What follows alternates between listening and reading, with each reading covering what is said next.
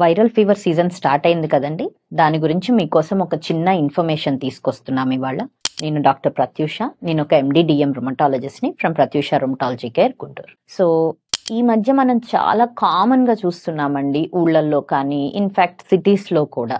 జ్వరం ఒకరోజు రెండో రోజుకు రాగానే వెంటనే యాంటీబయాటిక్స్ వేసేసుకుంటున్నాం. సో ఇది ఒక చాలా దురదృష్టకరమైన చెడ్డ అలవాటు అండి. సో జ్వరాలు పర్టిక్యులర్గా ఇట్లా సీజన్ మారేటప్పుడు వచ్చే జ్వరాలు ఎక్కువ శాతం వైరల్ ఫీవర్స్ ఉంటాయి. సో వైరస్ అనేది ఒక రకమైన క్రిమి, బ్యాక్టీరియా అనేది ఒక రకమైన క్రిమి. మనం వాడే యాంటీబయాటిక్స్ అన్నీ కూడా బ్యాక్టీరియాని చంపుతాయి కానీ వైరస్ నవేమీ చేయలేవు. సో ఇట్లాగా యాంటీబయాటిక్స్ ని అనవసరంగా వాడడం వల్ల రెండు ముఖ్యమైన ప్రమాదాలు ఉంటాయి. మొదటిది, మీకు ఆ యాంటీబయాటిక్స్ వల్ల సైడ్ ఎఫెక్ట్స్ రావచ్చు, కిడ్నీ లివర్ డ్యామేజ్ కావచ్చు.